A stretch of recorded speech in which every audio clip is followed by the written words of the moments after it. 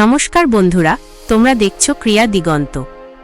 আজ আমরা নিয়ে এসেছি আইপিএল 2026-এর এক শ্বাসরুদ্ধকর ম্যাচের গল্প, যেখানে মুখোমুখি হয়েছিল কলকাতা নাইট রাইডার্স এবং লখনৌ সুপার জায়ান্টস। ম্যাচের শুরুটা ছিল বেশ জমজমাট। প্রথমে ব্যাট করতে নেমে কেকেআর একটি শক্তপোক্ত রান তোলে। ওপেনাররা ভালো সূচনা দিলেও মাঝের ওভারে কিছুটা ধাক্কা খায় দল। তবে শেষের দিকে কয়েকটি বড় শট কেকেআরকে একটি প্রতিদ্বন্দ্বিতামূলক স্কোরে পৌঁছে দেয়। টার্গেট তাড়া করতে নেমে শুরুতেই বিপাকে পড়ে এলএসজি। কেকেআরের বোলাররা একেবারে আগ্রাসী মুডে ছিল। দ্রুত কয়েকটি উইকেট পড়ে যাওয়ায় ম্যাচটা তখন পুরোপুরি কেকেআরের দিকেই ঝুঁকে যায়। কিন্তু ক্রিকেট তো অনিশ্চয়তার খেলা। ঠিক সেই সময়েই ম্যাচে এন্ট্রি নেন মুকুল চৌধুরী। শুরুতে ধীরস্থির খেললেও খুব দ্রুতই তিনি ম্যাচের গতি বদলে দেন।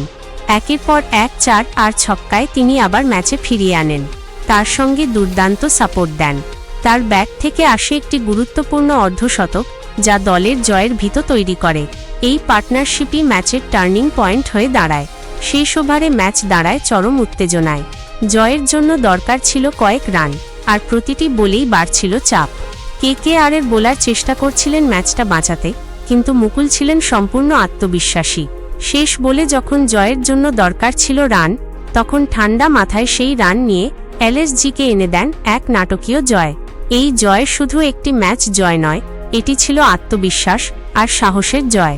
মুকুল চৌধুরীর এই ইনিংস তাকে রাতারাতি তারকা বানিয়ে দিয়েছে।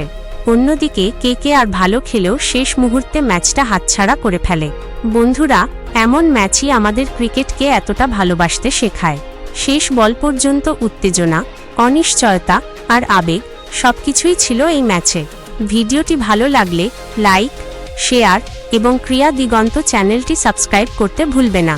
তোমাদের সমর্থনই আমাদের এগিয়ে নিয়ে যাবে।